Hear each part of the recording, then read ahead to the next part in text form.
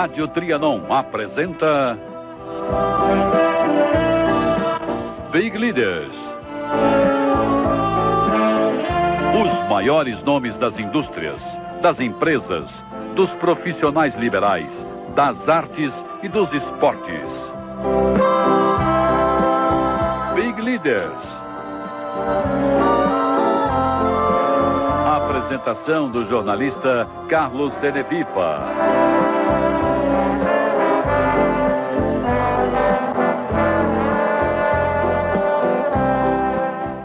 A sociedade oferece um imenso leque de propostas para melhorar a qualidade de vida de todos os estilos, desde a vida centrada nas necessidades básicas até as mais sofisticadas. No entanto, para se alcançar uma qualidade de vida desejável, há um preço alto e acabamos muitas vezes por esquecer de desenvolver, através do nosso próprio metapoder, outros tipos de qualidades em nossa vida.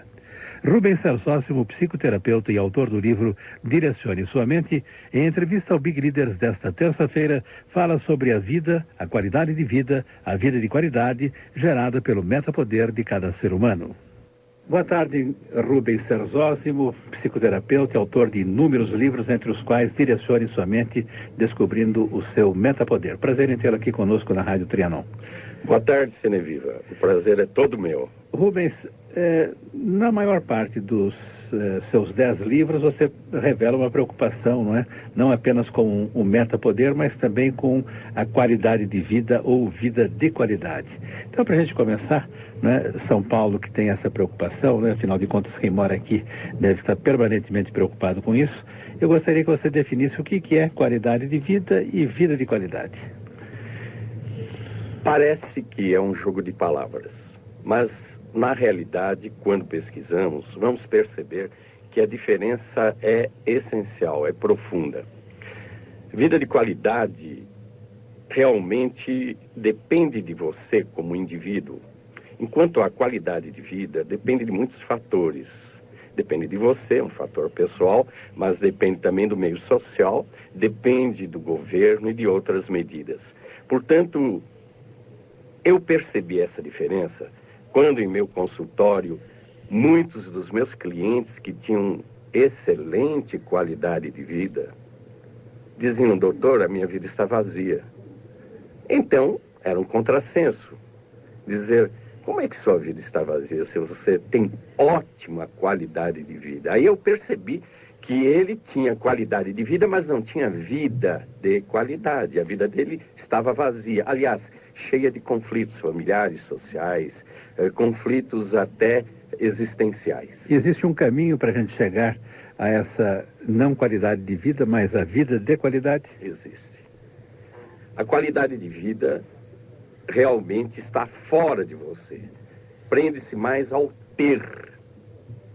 E hoje é fácil perceber. Quanto mais você tem, mais qualidade de vida você tem. Quanto mais você faz, então prende-se também ao fazer. Mais você faz, mais qualidade de vida você também adquire.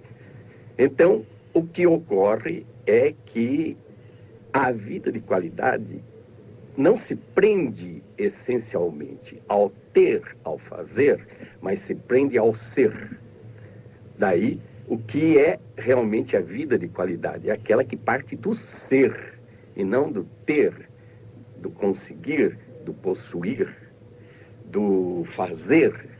Agora, Rubens Sersósimo, como a gente não compra isso em supermercado, eu queria que você dissesse qual é o caminho, então, para aqueles que têm ou que não tenham qualidade de vida, mas que querem buscar a vida de qualidade. Qual é o caminho a seguir?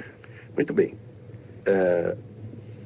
Percorrer o caminho que eu percorri realmente levou 40 anos. Mas hoje eu posso resumir. Foi uma pesquisa feita na história, na teologia, até na metafísica, na sociologia, na psicologia, na própria medicina. E aí eu percebi que realmente muitos dos homens da história que tinham vida de qualidade nem sempre tinham qualidade de vida, pois alguns não tinham nem onde morar, não possuíam bens, não possuíam títulos, mas sabiam viver bem. Talvez até Cristo tenha sido um exemplo, né? Exatamente. Se formos falar de Cristo, então aí vamos conseguir a expressão máxima de vida de qualidade. Ele mesmo se intitulava Eu sou o caminho, a verdade e a vida. Que vida? Não era vida social, não era vida de status, porque ele disse as raposas têm os seus covis, os pássaros têm os seus ninhos, mas eu não tenho nem onde reclinar a cabeça. Portanto, que qualidade de vida ele tinha? Mas tinha vida de qualidade. Para o ouvinte que está nos escutando agora, né? Evidentemente, a psicoterapia talvez seja um dos caminhos para se buscar essa vida de qualidade? Exato. Muitas linhas de terapia promovem realmente a interiorização do ser. Isto é, o que é interiorizar? É você olhar para dentro de você mesmo, não só para fora. Conhecer a si próprio. Exato. Corrigir todas as distorções que você tem acerca da sua vida de qualidade.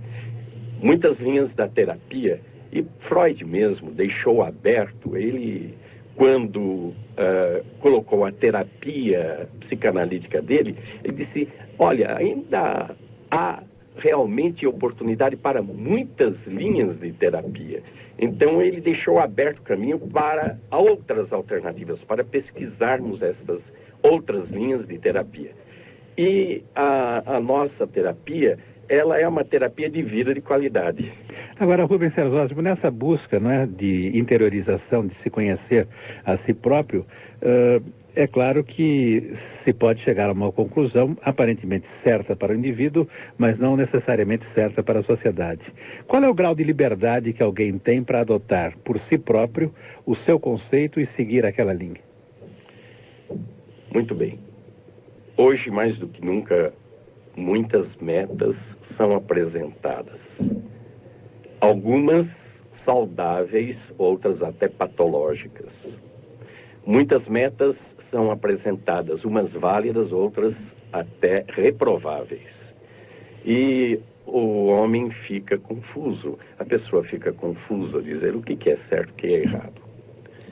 Qual é realmente a linha que eu devo adotar? Na realidade, a gente pode resumir. O que é bem e o que é mal? Não vamos definir do ponto de vista moral, nem filosófico, nem teológico. Vamos definir do ponto de vista biológico o que é bem. Tudo aquilo que promove a vida humana, tudo aquilo que preserva e melhora a excelência de vida humana, aquilo que melhora o ser como pessoa, podemos dizer que é bem. Então, este bem que eu estou conceituando é biológico, refere-se à vida da pessoa. Então, na realidade, aquelas metas que promovem o bem são as metas que nós devemos procurar. E quais são as metas que promovem o mal? Então, da mesma forma como o bem é um conceito biológico, o mal também é um conceito biológico, além de filosófico, de moral. O mal seria tudo aquilo que desintegra, corrompe, destrói a vida. É realmente nesse caminho do bem e do mal, tão antigo quanto o homem, quanto a humanidade, que nós vamos perceber quais as metas que vão promover a sua vida, quais as metas que vão destruir a sua vida. Agora, isso aí não é a busca do perfeccionismo, né? Não é. Eu imagino que alguém que tem um comportamento razoavelmente equilibrado, né, que esteja, digamos, em paz com o seu interior e com o exterior, que tem até direito de cometer alguns erros. Realmente o errar é humano. Mas uma das grandes virtudes do homem é corrigir o erro, é mudar. A vida se caracteriza por mudanças. Eu brinco às vezes, Rubens Serzósimo, que eu já tenho idade suficiente para cometer os erros que eu gosto. Realmente é algo assim bastante profundo quando a gente pensa que o homem tem toda essa liberdade, essa autonomia. Mas, Seneviva, o que fazer dessa liberdade, dessa autonomia? Ela vai promover a sua vida ou vai destruir a sua vida? Realmente é preciso, então, antes de mais nada, o respeito pela sua liberdade, como você deverá respeitar dos outros. Exatamente. De maneira geral, nós podemos dizer que esta vida de qualidade depende não tanto da razão, da inteligência, da vontade, dos poderes conscientes e inconscientes. Esta vida depende de um poder. E todo mundo procura poder hoje. Ora, quem não procura poder, quem não quer poder? Nessas citações você não incluiu emoções. Até emoções. De maneira que, quando nós procuramos o poder, podemos procurá-lo fora ou dentro. Cada pessoa pode procurar o poder fora de si ou dentro de si. Fora há muitos poderes. Nós gostamos de ter dinheiro porque o dinheiro dá poder. E você sabe que até aquela pessoa que infelizmente se vicia, ela vê no vício um poder. Vê na droga um poder. Vê às vezes até no sexo a manifestação de um poder. Então, há muitas ofertas de poder. São esses poderes que estão fora do ser, fora da pessoa. Mas há poderes que estão lá dentro de nós. E há poderes conscientes, como o pensamento, a inteligência, a vontade. E há poderes inconscientes, como as necessidades, os instintos, as emoções, não é? Os sentimentos. Alguns desses poderes inconscientes, eles dominam o consciente sem que percebamos. E a terapia, a psicanálise principalmente, quando Freud percebeu que o consciente estava sendo dominado por muitas forças inconscientes, foi aí que ele começou a pensar no inconsciente como uma força geradora de comportamentos e criou a sua genial psicanálise. A psicanálise de Freud, também chamada psicologia profunda porque foi ao fundo, foi até aos instintos, às necessidades básicas, passando pelos sentimentos, pelas emoções, pela sexualidade, por todos esses poderes inconscientes. A psicanálise de Freud, portanto, uma psicologia profunda, foi descobrir aquilo que o homem tem lá no subterrâneo da sua personalidade. Eu fiz o caminho inverso de Freud. Em vez de ir para o subterrâneo, fui para cima. Procurar alguma coisa na estrutura superior da personalidade. Procurar alguma coisa na estrutura, procurar um poder acima. Isso é o que você chama de metapoder? Oh, mas é isso, Seneviva. É isto mesmo, metapoder. Por que meta? Porque no grego meta é transcendente, aquilo que vai além de. Então, esse metapoder vai além dos outros poderes conscientes e inconscientes. Vai além do pensamento, vai além da razão, vai além das emoções, dos sentimentos, dos instintos, da sexualidade. Por isso, eu lhe dei o nome de metapoder, porque ele vai além. Onde esses param, o metapoder continua. Nós vamos contar mais a respeito do metapoder e dos conceitos, né, estabelecidos pelo médico psicoterapeuta Rubens Serzósimo no próximo bloco. Esse é o programa Big Leaders pela Rádio Trianon, 740 AM. Trianon é rádio paulista a serviço da Grande São Paulo. Trianon é só rádio.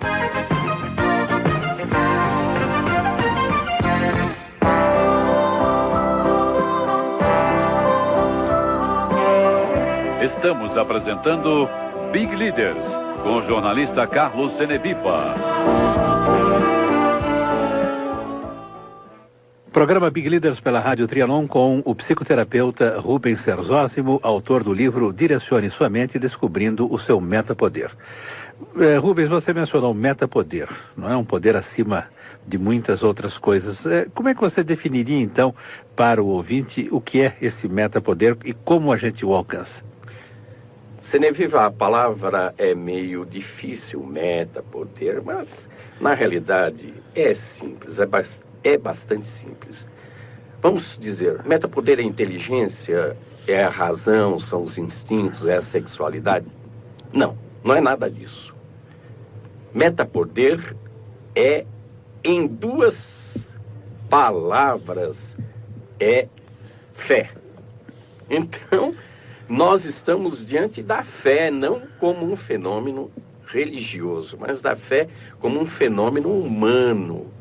A fé como fenômeno humano, assim como nós temos a inteligência, a razão, como temos o juízo crítico, como temos as emoções, temos a fé. A fé é um poder. Isso pode se definir como autoconfiança ou não? Não, muito mais do que isso.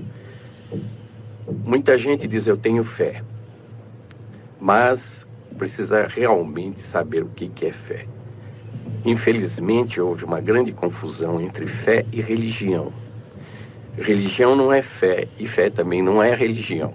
Fé é um poder, é uma capacidade que você tem. Por ele ser superior, é chamado, portanto, de metapoder. Então, a fé é o metapoder humano. Por quê? Porque pela fé, você consegue ir além de todos os outros poderes. Além do próprio poder da razão, do próprio poder da inteligência, da vontade e da própria sexualidade de Freud. Por quê? Quais são os estágios da fé? Você só pode dizer que tem fé quando, em primeiro lugar, você acredita. O que é acreditar? É ter ideia de alguma meta para seguir. Mas se você parar aí, você não tem fé. Você apenas acreditou. Por exemplo, eu acredito que Cabral descobriu o Brasil, mas isso é acreditar, não vai mudar muito a minha vida, nem a sua, o fato de acreditar. Pode ter sido até outro. Mas o segundo degrau da fé é o crer. Então você acreditou, você vai se envolver. À medida que você se envolve com aquilo em que você acredita, então você já está passando para um segundo degrau. Quando você se envolve, aí você vai usar sua razão, sua inteligência para analisar esta meta com a qual você está se envolvendo, para ver se você pode confiar nessa meta como estilo de vida, como conduta da sua vida. Então você já está no segundo degrau. Mas se parar aí também não é fé. Digamos, Rubens, que eu acredito em determinadas coisas, mas são o acreditar de uma forma, digamos, conceitual. Quer dizer, como que eu me devo comportar, como eu devo proceder no sentido de aprofundar isto e passar a crer no sentido de ter fé naquilo? Muito bem. A hora que você acredita, você então passa a se envolver, já estamos no segundo degrau, aí já não é mais simplesmente acreditar, é crer. Então você está crendo já. Por exemplo, eu acredito que eu possa ser um escritor, mas isto, até eu não passar para o segundo degrau, me envolver com a literatura, com o assunto sobre o qual eu quero escrever, não aconteceu nada. Aí eu vou me envolver, vou procurar fontes. Quando eu começo a procurar todas essas fontes e fazer com que elas venham a convergir para aquilo que eu quero, então já estou crendo naquilo em que eu acredito. Já estou me envolvendo com aquilo em que eu acredito. Pois bem, na hora que eu me envolvo, eu estou realmente raciocinando em cima, trabalhando em cima, criticando aquilo em que eu estou acreditando, para ver se é válido ou não. Se for válido, eu passo a confiar. Posso confiar nisso em que eu estou crendo. Na hora que eu confio, eu ganho segurança. E na hora que eu ganho segurança, eu vou para a ação. Então, a fé é pensamento e é ação. É teoria e é prática, não é? Então, agora, a gente poderia admitir que esse metapoder seja sempre no sentido, ou principalmente no sentido do aprimoramento pessoal, ou às vezes pode ser, como você deu no exemplo da literatura, que seja apenas um segmento de um grupo, de um conjunto. Muito bem. Vamos perceber a seguinte diferença. O indivíduo, ele pode ser dirigido simplesmente pelas suas emoções, pelas suas necessidades, pelos seus pensamentos. Até aqui, desculpe a franqueza, ele não passa do degrau animal. Todo o animal superior, os primatas, antropóides, traduzindo isto, aqueles animais mais próximos do ser humano, eles têm realmente faculdades que até nos confundem. Chegamos mesmo a pensar, será que eles têm inteligência? Será que eles pensam? Será que eles têm sentimentos? Então, até aí, os animais caminham, esses animais superiores, antropóides, né? Eles caminham junto com os homens. Mas, depois, há uma grande separação. Nenhum animal tem fé. Pode pesquisar. Em toda a ciência, você vai ver que nenhum animal tem essa capacidade de acreditar, crer, confiar e agir na direção daquilo que ele acredita. E aí faz diferença entre o racional e o irracional. Exatamente. Faz a diferença entre o racional e o irracional. Se bem que tem muitos animais que a gente até às vezes imagina que eles entendam, né? O cão, que supostamente é o grande amigo do homem, ele tem uma sensibilidade e talvez um grau de fidelidade que nem o próprio homem tenha. Exatamente. Aí chegamos a uma barreira milenar. Na realidade, no que diz respeito aos poderes mentais, à mente humana, podemos dizer que o homem e esses animais superiores, antropóides, a palavra antropóide é um pouco difícil, mas antropóide é semelhante ao homem, isso que a gente quer dizer, não é? Como um chimpanzé, assim, não é? Muito semelhante ao homem, até no pensar, entre aspas, não é? Até aí podemos dizer que a mente humana tem muita semelhança com a mente animal. Mas a partir daí, a diferença é enorme. Então, caímos não mais na vida mental, caímos na vida espiritual, que é aquela vida gerada pela fé, não tem nada a ver com a religião. Então, quando o homem tem fé, isto é, quando ele acredita, quando ele crê, quando ele confia e age na direção do que ele acredita, então aí ele passa a viver a sua vida espiritual. O que é viver a vida espiritual? É viver aquilo em que você acredita, seja a meta que for. Não precisa ser simplesmente uma religião. Pode ser uma profissão, pode ser uma arte, pode ser a literatura, pode ser o que for. Desde que você viva em função daquilo que você acredita, você vai ter uma conduta, um estilo de vida, você vai proceder de acordo com aquilo que você acredita. Então, no fundo, a gente pode dizer que você é, eu sou, e qualquer pessoa é aquilo realmente em que ela acredita ser.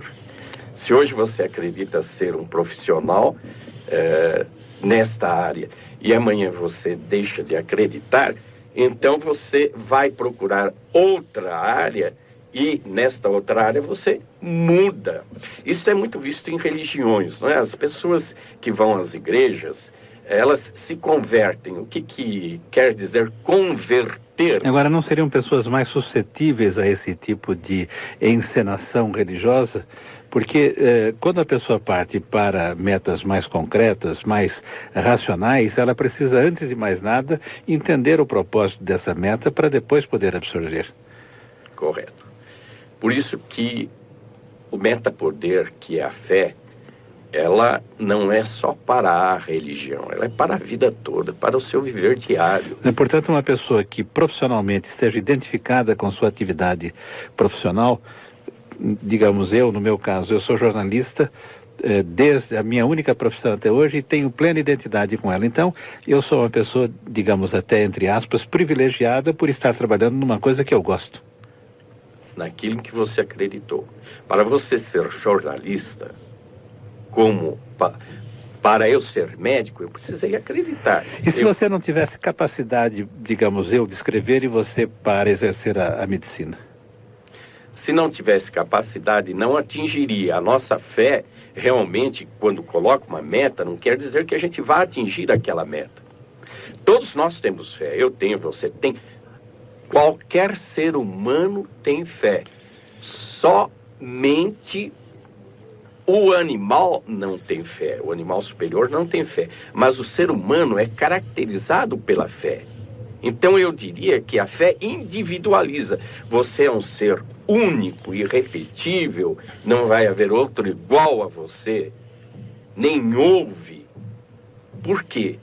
Exatamente pela sua fé, porque a sua fé determinou aquilo que você queria ser. Você trata, por exemplo, de pessoas que explicitamente dizem serem descrentes? Olha, há uma grande diferença entre descrentes e ter fé. Descrentes nesse sentido do que a gente está conversando, né? A pessoa, mesmo o ateu, por isso que eu digo que a grande diferença entre fé e religião. Fé todos nós temos. Em maior ou menor quantidade. Exatamente, em maior ou menor quantidade numa meta. Às vezes eu posso ter muita fé numa determinada meta e não ter fé nenhuma na outra meta. Eu posso ter uma fé imensa para ser um ateu e não ter fé nenhuma para ser um religioso de uma determinada seita. Então percebe bem que a fé é a mesma. É a quantidade de fé. E hoje em dia os homens realmente estão se desintegrando porque eles têm muita fé no material, no artificial. Eles colocam toda a sua fé no material, no artificial, de maneira que o que eles criam, as criações, as invenções do homem, passam a ser tão potentes, tão poderosas, que o homem passa a ser impotente diante das suas próprias criações. Mas essas criações são fruto da fé. Desde que o homem acreditou que poderia construir um computador, desde que ele acreditou que poderia ir à Lua, desde que ele acreditou que poderia fazer viagens espaciais, ele passou a crer, isto é, a se envolver, a raciocinar em cima disso, passou a confiar e agir e chegou lá. Chegou à Lua, chegou ao espaço, chegou à sua profissão, chegou ao computador. Somente que o homem, à medida que ele escolhe uma meta, ele se envolve tanto com essa meta que esquece as outras metas. Então precisa haver uma escala, uma hierarquia de metas para ver quais são aquelas que promovem a vida e aquelas que destroem a vida. Nós estamos apresentando o programa Big Leaders. Hoje o nosso entrevistado é o médico psicoterapeuta Rubens Serzósimo, autor de 10 livros, mas o mais recente é o Direcione Sua Mente, Descobrindo o Seu Metapoder. Programa Big Leaders pela 740M da Rádio Trianon.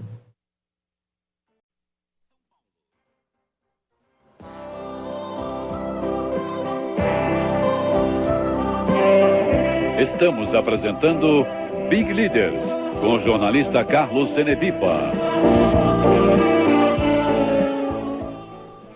Programa Big Leaders pela Rádio Trianon 740M. Nós estamos conversando com o psicoterapeuta Rubens Serzósimo, autor de inúmeros livros, mas o mais recente, Direcione Sua Mente, Descobrindo o Seu Metapoder. Evidentemente, Rubens, o homem, especialmente agora, quase ao passar para o próximo século, ele está cada vez mais materialista, cada vez mais preso a status sociais, a poder aquisitivo, enfim, ao meio que o cerca. O metapoder consegue controlar essa volúpia do homem que cada vez quer mais? Consegue. Cada um de nós tem o seu metapoder. O ser humano se caracteriza por ter metapoder, isto é fé. Então, o que é o homem? É um ser que tem fé. Poderíamos dizer que a fé é a essência do homem. Sem fé ele não é humano, é apenas biológico. Daí então, o que é que realmente faz diferença? Todos têm fé? Então todos são iguais? Não. Cada um escolhe a sua meta, a meta da sua fé. Ora, desde criança já começamos a escolher metas para a nossa fé. Por incrível que pareça, nossos pais são metas da nossa fé. Nós acreditamos, cremos, nos envolvemos com os nossos pais, agimos no sentido desta crença e então confiamos em nossos pais. Portanto, já os pais são a primeira meta da nossa fé. Agora vamos imaginar, Rubens, alguém no seu consultório, não é, que tem qualidade de vida, mas que quer passar a ter uma vida de qualidade. Como é que, eu gostaria que você desse algum exemplo de casos que você tem examinado e solucionado nesse sentido de resolver e transformar a qualidade de vida em vida de qualidade. Muito bem. Vamos dar o exemplo de uma pessoa muito bem colocada no sentido econômico, um empresário de muito sucesso, não é? O que ocorria é que ele empregou toda a sua fé nesta meta. Eu quero ter sucesso, eu vou alcançar o sucesso, então eu vou me empenhar, dirigir todas as minhas forças, todos os meus poderes para este empreendimento meu. E ele alcançou. Então, ao dirigir toda a sua fé, todo o seu meta-poder para essa meta, ele foi se descuidando do resto.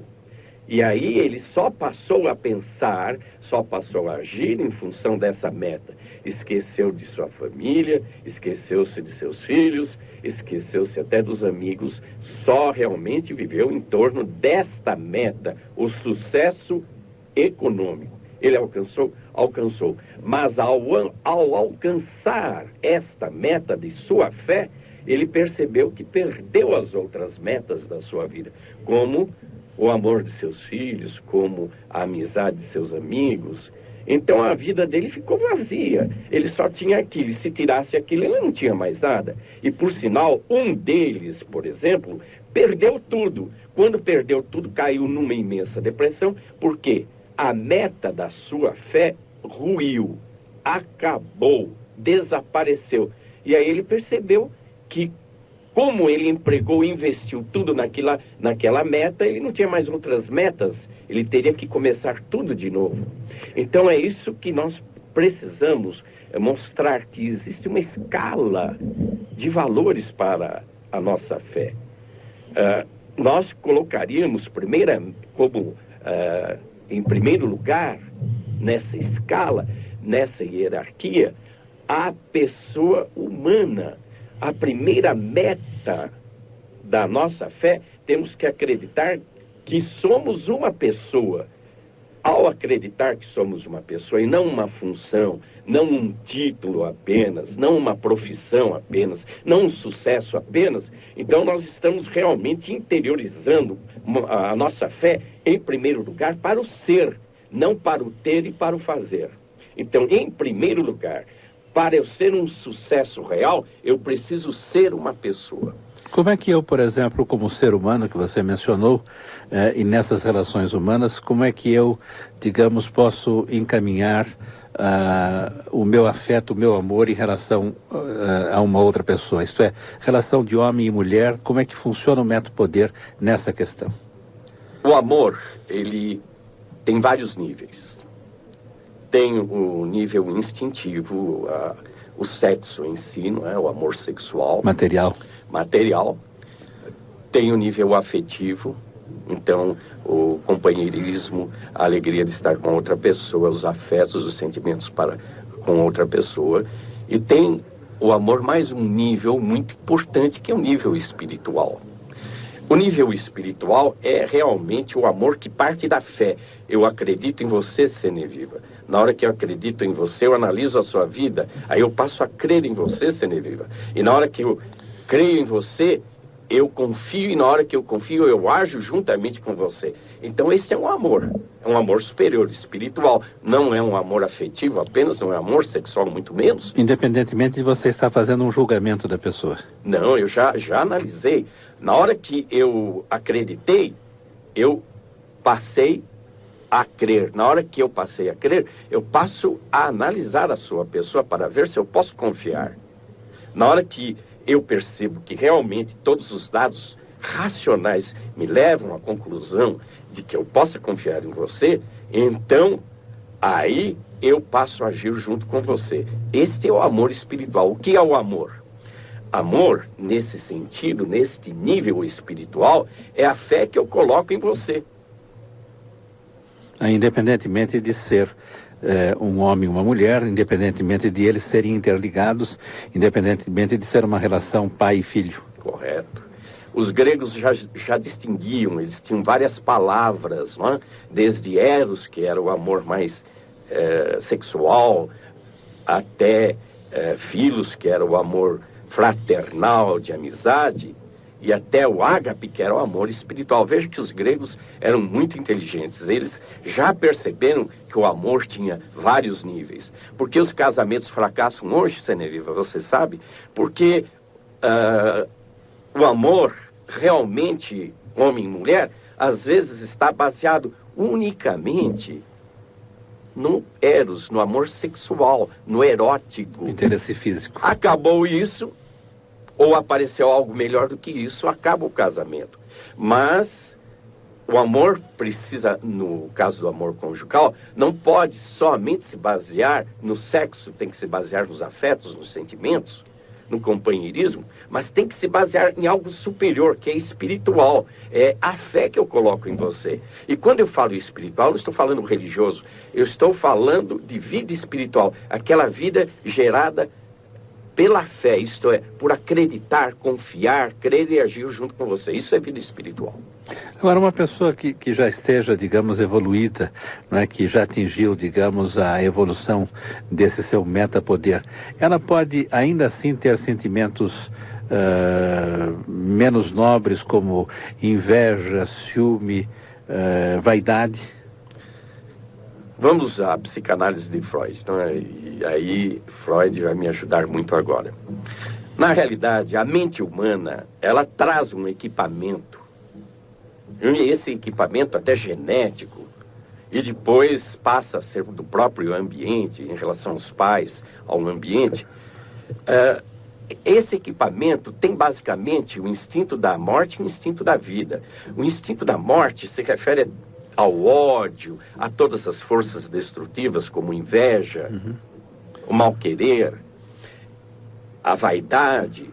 E o instinto da vida se refere ao amor, mas esse amor superior, esse amor que leva você a construir a vida, a querer bem o outro, esse amor que leva você a preservar a sua vida, a procurar as excelências.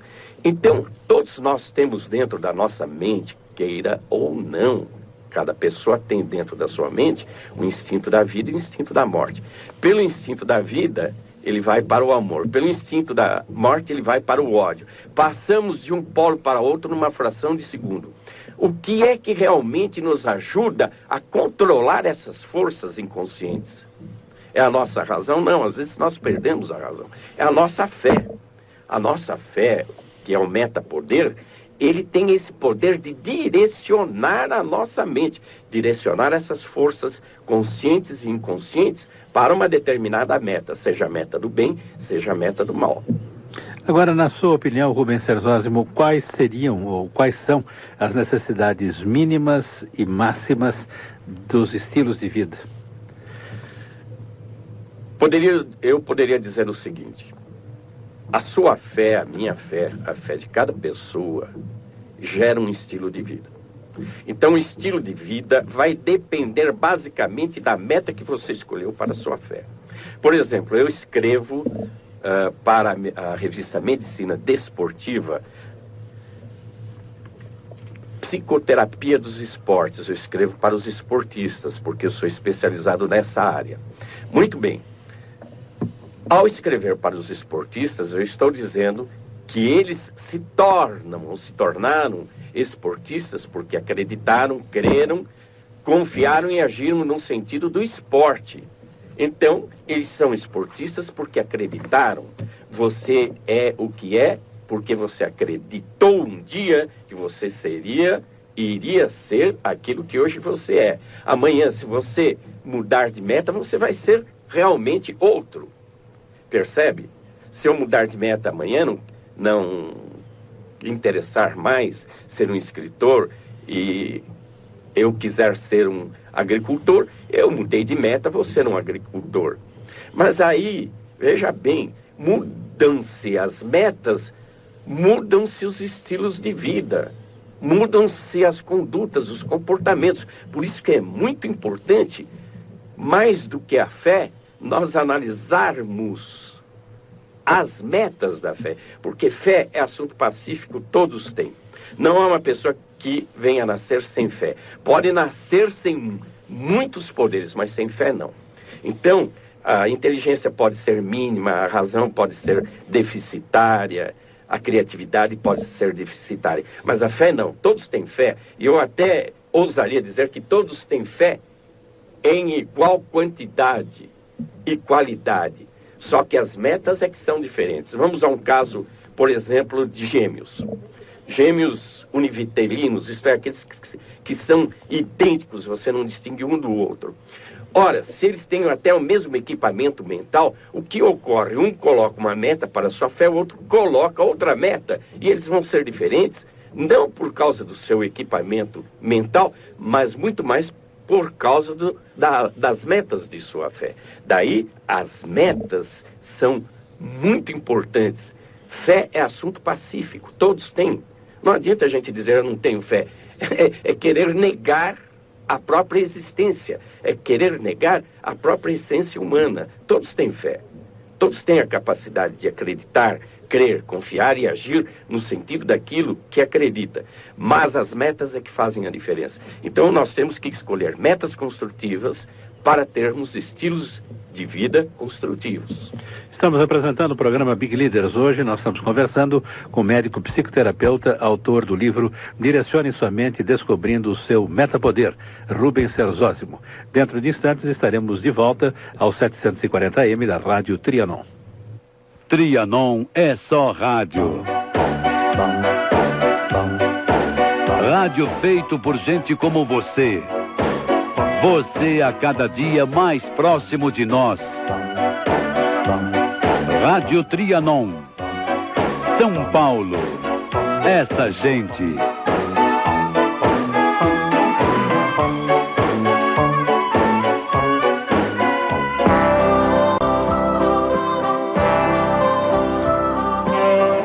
Estamos apresentando Big Leaders, com o jornalista Carlos Senevipa. Programa Big Leaders pela Rádio Trianon 740M. Nós estamos conversando com o médico psicoterapeuta, autor de Direcione Sua Mente Descobrindo o Seu Metapoder, Rubens Serzósimo.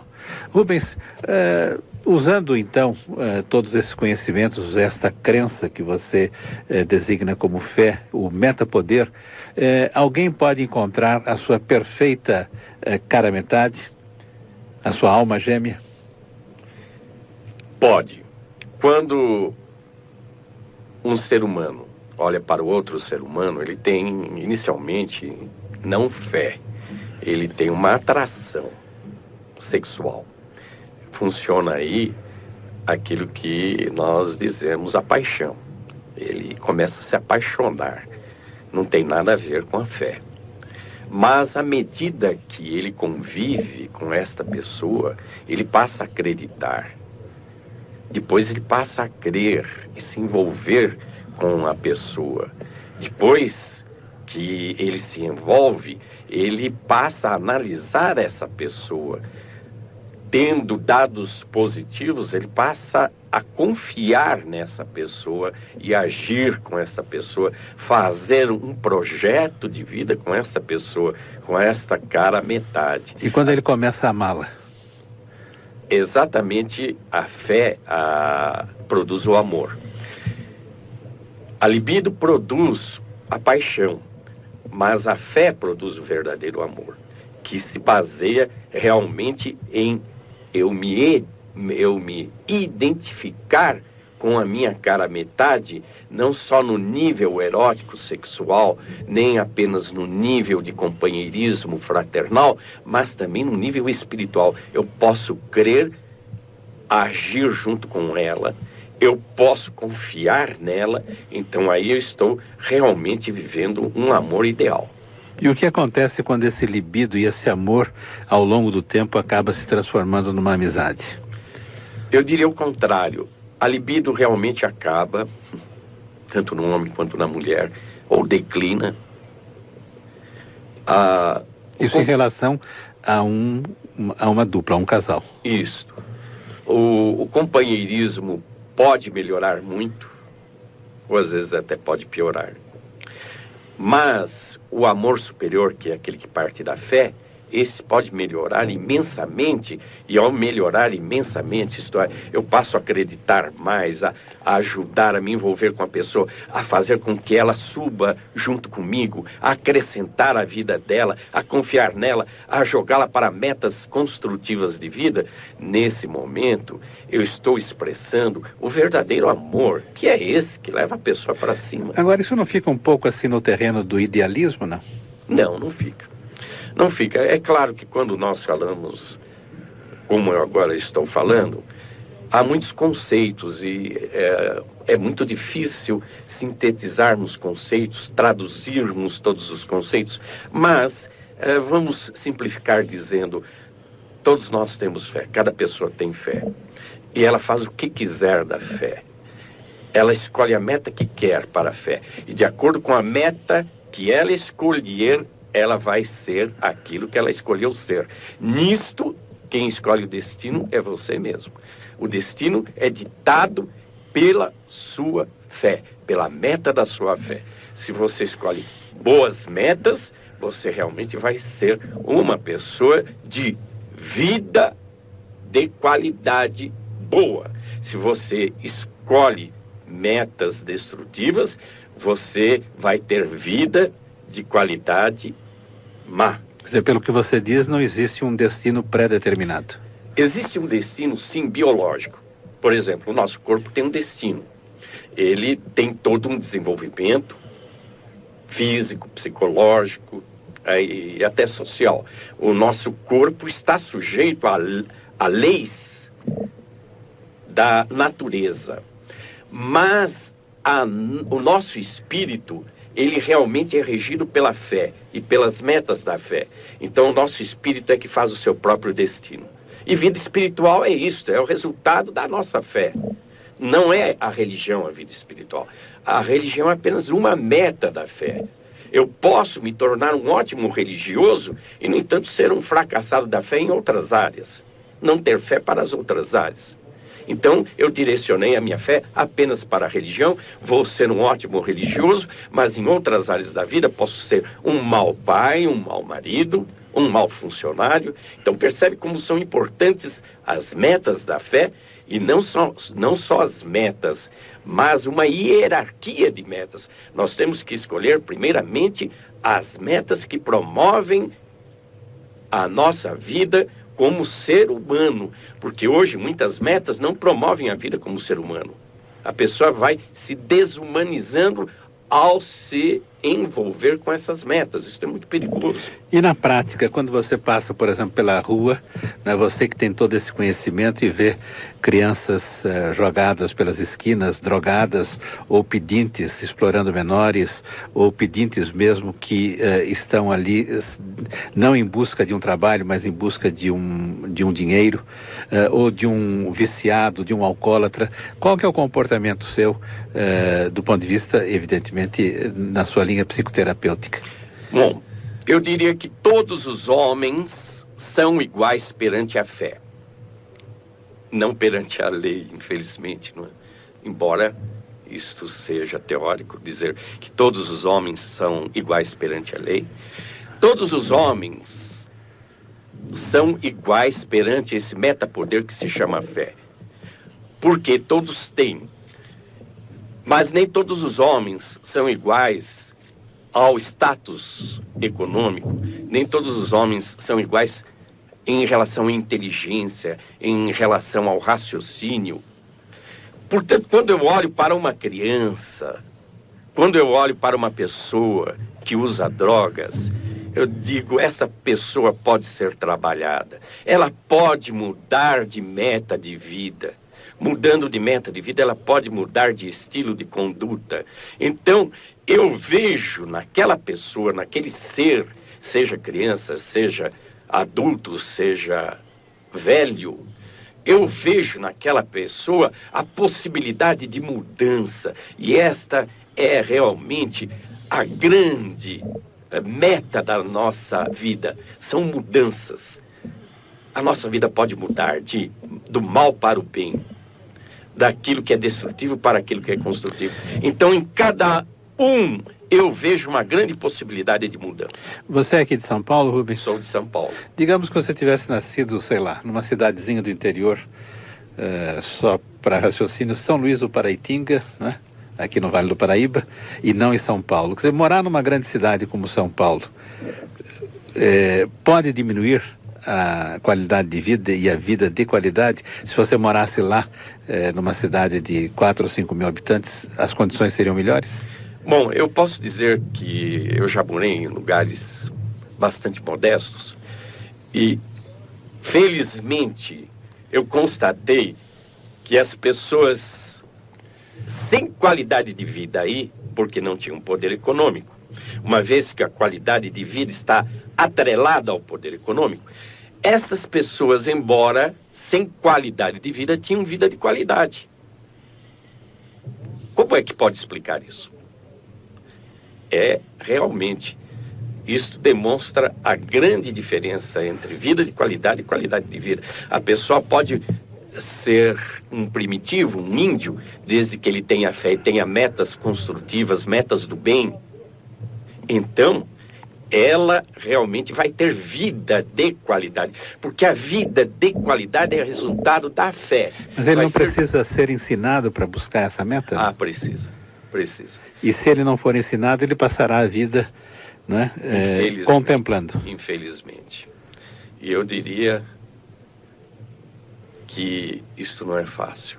Como se ensina hoje, mas muitos ensinos são incorretos, não são válidos, são errados, metas erradas, metas incorretas, metas não válidas, destrutivas.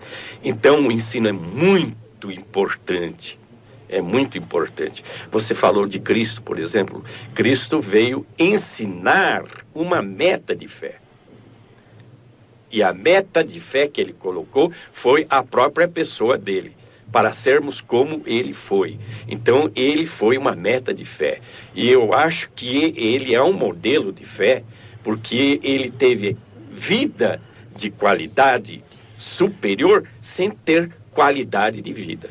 Independentemente de ser ou não ser católico ou cristão, o fato é que os ensinamentos dele, ou pelo menos aquilo que ele estruturou como forma de comportamento, perduram 2000 anos. Perduram 2000 anos. Aliás, Cristo realmente me inspirou em vida de qualidade, porque ele disse: eu vim para que vocês tenham vida, e vida em abundância. Que vida é esta? É a vida de qualidade. E se ele estiver errado, todos nós estamos perdidos. Especialmente agora que nós nos aproximamos do novo século. Né? Exatamente. O que é que você reformula em termos de pensamentos e de comportamentos em relação ao que está aí à frente? Né? Nós estamos em 98 para 99. Realmente eu estou vendo o homem cada vez mais longe do natural, da natureza, cada vez mais longe do humano. O homem se artificializando, se tornando quase um ser artificial, quase um ser virtual, como já existe, não é? Quase um clone. Então eu fico contestando se a ciência está avançando, se a tecnologia está avançando no sentido do progresso ou da destruição. E nesse caminho, quem leva vantagem ou desvantagem, o homem ou a mulher? Eu acho que a mulher sempre leva vantagem. A mulher, pelo próprio instinto maternal, ela sempre se apega mais ao natural. Desde que, por exemplo, ela tenha um filho ou adote um filho, esse instinto maternal vai fazer com que ela se apegue mais ao natural. O homem se apega mais ao material, ao artificial. Então, eu acho que a mulher leva vantagem. E a cidade de São Paulo, como é que você a vê, não apenas do ponto de vista do seu conhecimento, mas como cidadão? Como cidadão, eu vejo esta metrópole sempre com o aumentativo. É mega. Portanto, ela é grande. Mega significa muito grande, não é? Ela é mega em tudo, em progresso, em indústrias, em comércio, em população, em trânsito, em miséria, em violência. É um contraste, não é? É um contraste. Mega de um jeito, mega do outro. Mega no bem, mega no mal. Mas ainda assim você gosta de São Paulo? Eu gosto de São Paulo e se eu estou aqui, Seneviva, eu estou para contribuir para que São Paulo mude. Não posso dizer São Paulo assim, mas para que a pessoa mude, para aquele que acredita que pode ter uma vida boa, de qualidade, uma vida de qualidade boa, que possa, porque essa vida de boa qualidade vai depender exatamente da meta da sua fé. Se você escolher uma meta do bem, isto é, aquela meta que vai melhorar a sua vida, preservar a sua vida, somar a sua vida, então você estará realmente no caminho certo. Agradecimentos ao psicoterapeuta Rubens Serzósimo, autor do livro Direcione Sua Mente, Descobrindo o Seu Metapoder, que foi o nosso entrevistado de hoje no programa Big Leaders. E obrigado pela sua presença aqui na Rádio Trianon. Muito obrigado igualmente e que todos nós alcancemos esta vida de qualidade.